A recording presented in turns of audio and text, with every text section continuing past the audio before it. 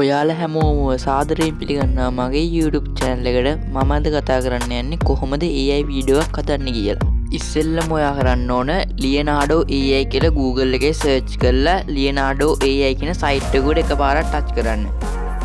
Start now කියන තැන touch කරලා ඊට පස්සේ ඉරිකැල් තුන touch කරලා Leonardo AI කියන site එකේ ඔයා account එකක් හදන්න ඕන.